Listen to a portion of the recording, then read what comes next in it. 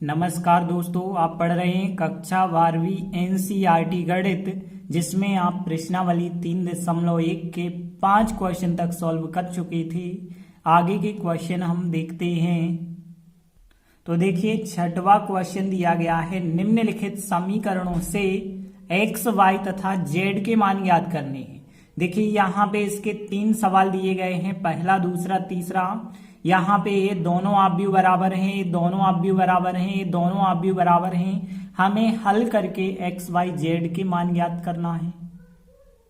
देखिए, यदि हम बात करें पहले सवाल की, तो दिया गया है हमें कि दो अवयव कैसे हैं, बराबर हैं। और आप लोगों को पता होगा कि यदि दो अवयव समान हैं तो उनके संगत अवयव भी समान होते हैं। तो देखिए, हमने लिखा चूंकि दोनों अवयव कैसे हैं, समान हैं, अतः उनके संगत अवयव समान होंगे। कहने का अर्थ है कि यहाँ पे इस अवयव का जो पहली पंक्ति का पहला अवयव है वो इस अवयव की पहली पंक्ति के पहले अवयव के बराबर होगा। यहाँ पे पहली पंक्ति का दूसरा अवयव, यहाँ पे पहली पंक्ति का दूसरा अवयव, यह सब कैसे होंगे, बराबर होंगे। तो इस वजह से हम क्या कर सकते हैं, इनकी तुलना कर सकते हैं। तो देखिए, यदि आप इनकी तुलना करेंगे तो देखिए 4 की तुलना हमें y से करनी होगी, तो यहाँ पे 4 बराबर मिला होगा y। और देखिए 3 की तुलना z से करनी होगी, तो 3 बराबर कितना मिल जाएगा, z मिलेगा। और x की तुलना 1 से करनी होगी, तो x बराबर कितना मिल जाएगा, 1। 5 की तुलना 5 से आपको लिखने की जरूरत नहीं है। तो इस प्रकार से देखिए आपके पास x का मान कितना आ चुका है, 1, और y का मान कितना आ गया है, 4, और z का मान कितना आ गया है, 3। और यही हमारा फिर आंसर हो जाएगा। इसके बाद देखते हैं हम दूसरा सवाल। तो दूसरे में भी बिल्कुल सेम इसी प्रकार से है कि दो अवयव आपको बराबर दिए गए हैं। तो देखिए, इसी का दूसरा सवाल जो है, इसमें दो अवयव फिर आपको बराबर दिए गए हैं। तो फिर आप यही लाइन लिखेंगे कि चूंकि दोनों अवयव समान हैं तो इनके संगत अवयव भी समान होंगे और इनकी फिर हम तुलना करेंगे।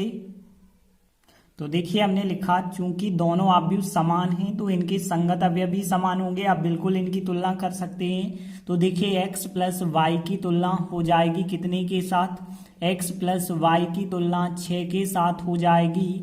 और यदि हम देखें 2 की तुलना 2 के साथ हो जाती है। और यहाँ पे एक्स वाई की तुलना 8 के साथ, और 5 प्लस जेड की तुलना 5 के साथ हो जाएगी। तो यहाँ पे देखिए आप लिखेंगे 5 प्लस जेड की तुलना 5 के साथ हो जाएगी, और यहाँ एक्स वाई की तुलना 8 के साथ हो जाएगी। अब देखिए, यहाँ पे 2 की तुलना 2 से होगी, वो आपको बताने की आवश्यकता नहीं है। इन्हें हम समीकरण 1, समीकरण 2, समीकरण 3 का नाम दे देते हैं। अब देखिए, इन्हें आप हल करेंगे तो ध्यान देना कैसे, यदि आप हल कर सकते हैं। समीकरण 1 और 3 को हल करेंगे तो आपको एक्स वाई का मान मिलेगा, और समीकरण 2 हल हो जाए यदि, तो जेड का मान मिल जाएगा। तो देखिए, यहाँ पे हम समीकरण 1 व 3 को हल करेंगे। तो देखिए, आप समीकरण 1 और 3 को यदि हल करेंगे तो आपको x और y के मान मिलेंगे। देखिए, ध्यान देना, x और y के मान आपको क्या मिल सकते हैं। तो ध्यान देना, देखिए आपके पास x प्लस वाई मतलब दोनों का योगफल 6 है, दोनों का गुणनफल कितना है, 8 है। देखिए, यदि आपसे कहा जाता कि दो संख्याएं जोड़ने पे 6 आता है, गुणा करने पे 8 आता है, तो आप क्या कहते कि दो संख्याएं 4 और 2 होंगी। 4 2 भी आप कह सकते थे, 2 4 भी कह सकते थे, क्योंकि देखिए दोनों का गुणनफल यदि देखें तो 8 हो रहा, दोनों का योगफल देखें तो 6 हो रहा। तो मतलब हम सीधी सी बात कह सकते हैं कि जो यहाँ पे x का मान आएगा वो 4 भी हो सकता है, 2 भी हो सकता है, y का मान 2 भी हो सकता है, 4 भी हो सकता है। तो हम कह सकते हैं x बराबर 2 आएगा या फिर 4 आएगा, तथा y बराबर यदि हम बात करें तो y बराबर, जब यहाँ पे x का मान 2 लिया है तो y का मान 4 होगा, या फिर यहाँ पे 4 लिया है तो फिर कितना मान हो जाएगा, 2 हो जाएगा। अब देखिए, यदि हम बात करें तो x और y के मान तो आ चुके हैं, अब हमें z का मान चाहिए। तो देखिए, यदि आप समीकरण 2 की बात करें तो 5 प्लस जेड बराबर है 5। तो देखिए, यहाँ से जेड का मान मिलेगा तो जेड बराबर 5 माइनस 5 कितना मिल जाएगा, 0 मिल जाएगा। तो देखिए समीकरण 2 से z का जो मान मिलेगा वो कितना होगा, 5 माइनस 5, क्योंकि इस 5 को उस तरफ ले जाओगे तो 0 मिल गया। तो देखिए z का मान तो आपको 0 मिला है, लेकिन एक्स वाई के मान 2 बार आपको मिले हैं, तो आप कह सकते हैं अतः x बराबर, ध्यान देना, x बराबर 2 और y बराबर 4 और z बराबर कितना आंसर होगा, 0 होगा। तथा ऐसा भी आप कह सकते हैं कि x बराबर यदि 4 लिया जाए तो y बराबर 2 होगा और z बराबर 0 होगा। तो दोनों के दोनों आंसर आपके कहलाएंगे, ये भी आंसर हो सकता है और ये भी आंसर हो सकता है। अब देखते हैं इसका जो तीसरा खंड है, बिल्कुल इसको भी ऐसे ही करना होगा, क्योंकि यहाँ भी दोनों आव्यूह बराबर दिए गए हैं।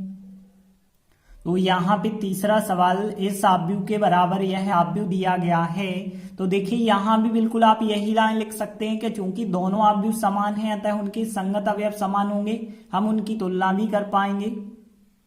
तो देखिए हमने लिखा चूंकि दोनों आव्यूह समान हैं तो उनके संगत अवयव समान होंगे, इसलिए इनकी हम तुलना कर सकते हैं। देखिए तुलना करेंगे तो यहाँ x plus y plus z की तुलना 9 से हो जाएगी। तो लिखा हमने x plus y plus z की तुलना 9 से करेंगे और x प्लस जेड की तुलना 5 से करनी होगी। तो x प्लस जेड की तुलना हमने 5 से कर दी और y प्लस जेड की जो तुलना होगी वो कितने के साथ हो जाएगी, 7 के साथ। देखिए एक हम समीकरण 1 मान के चलें इसे, और इसे हम समीकरण 2 मान के चलें और इसे हम समीकरण 3 मान के चलें, तो 3 समीकरण आपके बन चुके हैं। यदि आप इन्हें हल करते हैं तो आपको एक्स वाई जेड के मान मिलेंगे।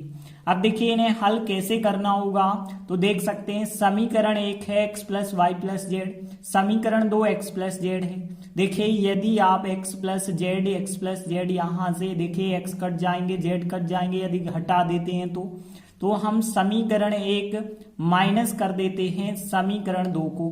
ध्यान देना समीकरण 1 में से समीकरण 2 यदि आप घटाएंगे तो क्या मिलेगा, x में से x घटाएंगे कट जाएगा, z में से z घटाएंगे कट जाएगा, केवल बचा होगा y बराबर 9 में से 5 घटाएंगे कितना मिल जाएगा, 4 मिल जाएगा।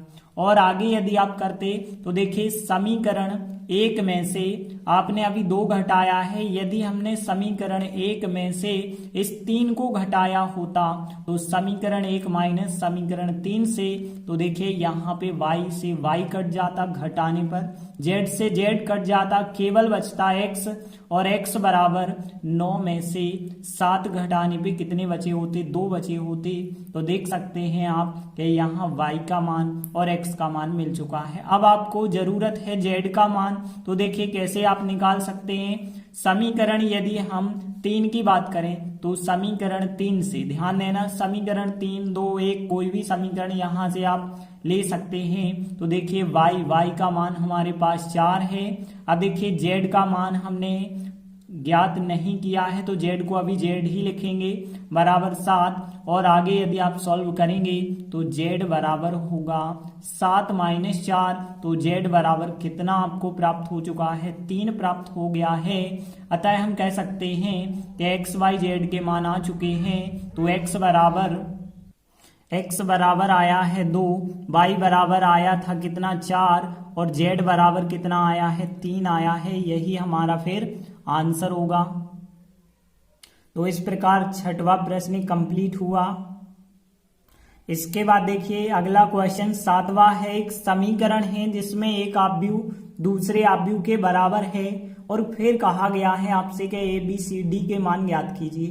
तो कैसे ज्ञात करेंगे, जैसा हमने अभी सवाल किया था कि जब आपके पास 2 आव्यूह बराबर थे तो उनके संगत अवयव भी बराबर होते हैं, उनकी तुलना आप कर लेते हैं। तो देखिए हमने लिखा दिया है हमें 2 आव्यूह बराबर दिए गए हैं। अब देखिए दोनों आव्यूह के बीच बराबर का चिन्ह लगा है, मतलब दोनों आव्यूह समान हैं, और जब समान आव्यूह हैं तो उनके संगत अवयव भी समान होते हैं और उनकी आप तुलना भी कर सकते हैं। तो देखिए इनकी यदि आप तुलना करेंगे तो क्या मिलेगा, देखिए यहाँ पे a माइनस बी की तुलना -1 से हो जाएगी, तो a माइनस बी की तुलना कितने से हो गई, -1 से। और यदि हम देखें 2a माइनस बी की तुलना 0 से हो जाएगी, तो 2a माइनस बी की तुलना 0 से हो जाएगी और इसकी तुलना 5 से हो जाएगी। तो देखिए 2a प्लस c, इसकी तुलना कितने से हो गई, 5 से। 3c प्लस डी की तुलना हो जाएगी 13 से। तो देखिए यहाँ 3c प्लस डी की तुलना हो जाएगी 13 से। देखिए आप किसी भी क्रम में लिख सकते हैं, जरूरी नहीं है हमने इन दोनों की तुलना की, आप इसकी और इसकी क्रम से कर देते तो भी कोई अंतर नहीं होता।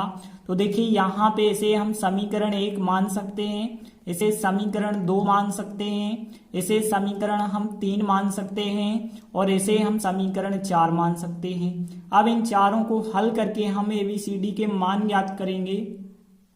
तो देखिए सबसे पहले आप समीकरण 1 और 2 को हल कर पाएंगे, क्योंकि ए बी और बी है यहाँ पे, मतलब यहाँ पे समान चीजें हैं, ए बी है इसमें, ए बी इसमें है, तो समीकरण 1 और 2 को आप हल कर पाएंगे। कैसे हल कर पाएंगे? देखिए यहाँ पे बी तो समान है, यहाँ भी 1 है गुणांक, यहाँ भी 1 है, तो आप घटा के मान निकाल पाएंगे।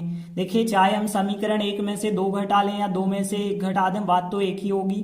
तो हम समीकरण 1 माइनस समीकरण 2 करते हैं, समीकरण 1 में से समीकरण 2 को हम घटाते हैं और क्या प्राप्त होता है। देखिए यहाँ पे देखिए a में से 2a यदि हम घटाते हैं तो माइनस का 1a प्राप्त होगा, b और b तो यहाँ कट जाएंगे, बराबर -1 में से 0 घटाएंगे तो -1 प्राप्त हुआ होगा, मतलब आपको माइनस माइनस दोनों साइड से काट दिया जाए तो a का मान कितना प्राप्त हुआ होगा? 1 प्राप्त हुआ होगा। अब देखिए यदि हम अब समीकरण 1 पे जाएं, समीकरण 1 में मान रख देते हैं यदि, तो देखिए यहाँ a का मान 1 रख दिया जाए तो 1 माइनस b बराबर -1, और आगे आप सॉल्व करेंगे तो -b बराबर 1 और उस तरफ जाएगा -2, और माइनस माइनस यदि आप काट देते हैं तो b बराबर कितना आ जाएगा? 2। तो a और b के तो मान आ चुके हैं। अब देखिए यदि हम समीकरण 3 पे जाते हैं तो यहाँ पे हमने लिखा समीकरण 3 से, तो देखिए समीकरण 3 में हमने 2a लिखा, तो 2a का मान कितना था आपके पास? 1 था, तो 1 लिखा हमने, और फिर प्लस c बराबर लिखा यहाँ पे 5। और देखिए इसे यदि आप सॉल्व करेंगे तो यहाँ पे c बराबर कितना प्राप्त होगा? 5 माइनस, देखिए 2 एकम 2 इस तरफ आएंगे तो माइनस के हो गए, और यहाँ पे 5 में से 2 घटाएंगे तो c का मान फिर कितना मिल जाएगा आपको? 3। तो c बराबर कितना आ गया? 3। अब देखिए c का मान यदि हम समीकरण 4 में रख दें तो देखिए हमने लिखा समीकरण 4 से, तो ध्यान देना, देखिए 3c का मान यदि आप रख देंगे तो 3c का मान कितना है? 3 है, प्लस d बराबर 13 है। अब देखिए यहाँ से d बराबर, तो देखिए 13 लिखा और यहाँ 3 त्रिका 9, 9 का पक्षांतर यदि आप कर देते हैं तो 13 में से यदि आप 9 घटाएंगे तो फिर d का मान कितना मिला आपको? 4। तो a b c d के मान आपको मिल जाते हैं। तो आप लास्ट में चाहें तो लिख सकते हैं, कहता है आपको a बराबर 1, b बराबर 2, c बराबर 3 और d बराबर 4 मिल चुका है। यही हमारा फिर आंसर हो जाएगा। तो हमारा 7वां क्वेश्चन कंप्लीट हुआ। इसके बाद देखिए 8वां क्वेश्चन क्या है? a बराबर यदि कोई आव्यूह हो और वो m/n कोटि का एक वर्ग आव्यूह होता है, वो कब होता है यदि? तो देखिए हमने आपको बताया था कि यहाँ पे वर्ग आव्यूह क्या होता है। हमने आपको जब सभी प्रकार के आव्यूह बताए थे तब हमने बताया था वर्ग आव्यूह के बारे में। क्या बताया था? किसी भी आव्यूह की कोटि तो हमें पता है कि m गुणित n होती है, लेकिन यदि जो पंक्तियों की संख्या है और स्तंभों की संख्या वो बराबर हो जाती है तो उसे ही हम कहते हैं एक वर्गाव्यूह। तो यहाँ पे सीधी सी बात है, m और n बराबर यदि हो जाएंगे, मतलब जितनी पंक्ति उतने ही स्तंभ हो जाएं, तो वो कहलाता है वर्गाव्यूह। तो C नंबर का आंसर सही आंसर होगा। अगला सवाल देखिए, तो यहाँ पे भी आप देख सकते हैं x y के हमें मान ज्ञात करने हैं और निम्नलिखित युग्म समान है, मतलब यह और यह आव्यूह कैसे होंगे? बिल्कुल बराबर होंगे।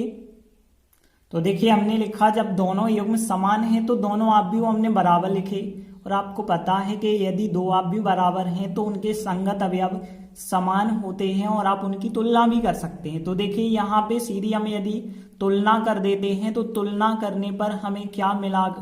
तो ध्यान देना, देखिए 3x - 7 इसकी तुलना आप कर पाएंगे 0 के साथ, और 5 की तुलना कितने के साथ आप कर पाएंगे, y-2 के साथ, और y + 1 की तुलना यदि आप देखें तो 8 के साथ, और यदि 2 - 3x की तुलना देखें तो कितने के साथ, 4 के साथ कर पाएंगे। तो आपके पास 4 समीकरण यहाँ पे प्राप्त हो जाते हैं, पहला, दूसरा, तीसरा और चौथा, 4 समीकरण। अब इन चारों को हल करके हम x y के मान ज्ञात कर पाएंगे क्या। तो देखिए यदि हम समीकरण 1 से देखें तो समीकरण 1 से हमें क्या मिलता है, x का मान 3x - 7 बराबर 0 है, तो 3x बराबर मिल जाएगा आपको 7। यदि यहाँ पे प्लस था, सॉरी, तो यहाँ भी प्लस लगा होगा, 3x + 7 बराबर 0 हमने लिया। तो देखिए यहाँ पे 3x बराबर -7 और x का मान यदि आप निकालेंगे तो -7/3 हो जाएगा। यदि आप ध्यान देना समीकरण, यदि हम 2 की बात करें तो समीकरण 2 से देखिए 5 बराबर है y-2, 5 बराबर y-2, इसे यदि आप सॉल्व करेंगे तो देखिए यहाँ पे 5 + 2 बराबर आ जाएगा y, मतलब यहाँ से y बराबर आपको 7 मिल जाएगा। यदि हम समीकरण 3 से हल करें तो समीकरण 3 से देखिए यहाँ y + 1 का मान कितने के बराबर था, 8 के बराबर। यहाँ यदि आप सॉल्व करेंगे तो देखिए क्या मिलेगा, y बराबर 8 - 1, तो y का मान 7 ही मिला हमें। देखिए यदि हम समीकरण 4 से सॉल्व करें तो समीकरण 4 से देखिए हमें क्या मान मिलेगा, देखिए 2 - 3x बराबर था 4 के। यहाँ से देखिए यदि आप x का मान निकालेंगे तो -3x बराबर 2 उस तरफ जाएगा और 2 उस तरफ जाएगा तो 4 - 2 हो जाएगा। तो -3x का मान जो होगा वो 2 होगा और x बराबर यदि आप देखेंगे तो -2/3 आएगा। अब देखिए कौन सा उत्तर सही होगा। तो देखिए यहाँ पे x के 2 मान आ चुके हैं, एक तो 7/2 और एक तो -2/3, तो यहाँ पे 2 मान आए हैं। अब देखिए यहाँ पे यदि हम देखें तो 7/3 तो किसी में भी नहीं है, 2/3 तो है। तो देखिए वैसे आपको लगता है कि x का मान 2/3 माइनस का और y का मान 7, तो C नंबर का आंसर सही होना चाहिए, लेकिन x का मान -7/3 भी आ रहा, मतलब यहाँ पे जो समीकरण बन रहे हैं इन्हें हल करना संभव ही नहीं था, x के अलग अलग मान आ रहे थे। तो हम फिर B नंबर के आंसर के साथ जाएंगे कि यहाँ ज्ञात करना संभव नहीं है, क्योंकि x के मान अलग अलग आ रहे हैं, इस वजह से। तो इसका जो है B नंबर आंसर सही आंसर होगा। इसके बाद देखिए अगला 10वां क्वेश्चन, 3x3 कोटि के ऐसे अवयवों की संख्या कितनी हो सकती है जिनकी प्रत्येक प्रविष्टि या अवयव 0 हो या 1 हो। तो यहाँ पे ध्यान देना, देखिए यहाँ पे यदि हम बात करें 3x3 कोटि का जो अवयव होता है, 3 पंक्तियां होती हैं और 3 स्तंभ होते हैं। तो ध्यान देना इस प्रकार से होगा, मतलब कह सकते हैं 9 अवयव होंगे। अब देखिए यहाँ पे पूछा गया है ऐसे ऐसे कितने अवयव हो सकते हैं, और अवयव जो है यहाँ पे या तो 0 हो सकता है या 1 हो सकता है। तो आप ध्यान देना कि पहला स्थान यदि हम देखें तो यह जो है कितने तरीकों से भरा जा सकता है। इस स्थान पे या तो 0 आप रख पाएंगे या तो 1 रख पाएंगे, क्योंकि क्वेश्चन में कहा है कि प्रविष्टि मतलब जो अवयव है या तो आप 0 रखेंगे या 1 रखेंगे। तो पहला जो यहाँ अवयव है वहां पे या तो 0 आएगा या फिर 1 आएगा, मतलब 2 अवयव ही आ सकते हैं। यहाँ पे भी 2 अवयव आ सकते हैं, यहाँ पे भी 2 अवयव आ सकते हैं, यहाँ पे, मतलब हर एक स्थान के 2 तरीके हैं और 9 स्थान है। देखिए पहले स्थान के 2 तरीके, दूसरे स्थान के, तीसरे स्थान के, मतलब आपके पास ऐसे 9 स्थान हैं। 9 स्थान हैं तो उनके जो है हर बार 2-2 तरीके होंगे, फिर तो ठीक है ना, 2-2 तरीके होंगे। तो देखिए एक स्थान के भी 2 तरीके, दूसरे के भी 2, तीसरे, चौथे, 5वें, 6वें, 7वें, 8वें और 9वें स्थान के भी 2 तरीके, मतलब टोटल कितने हो जाएंगे, 2 पे 9 की घात, 2 पे 9 की घात का मतलब 512। तो यहाँ 512 तरीकों से आप इस अवयव को भर सकते हैं। इस वजह से अवयवों की संख्या कितनी हो जाएगी, फिर 512, मतलब डी नंबर का आंसर करेक्ट आंसर होगा। तो इस प्रकार से पहली प्रश्नावली हमारी कंप्लीट होती है। आगे की वीडियो में हम आगे की प्रश्नावली के बारे में बताएंगे। तब तक के लिए धन्यवाद।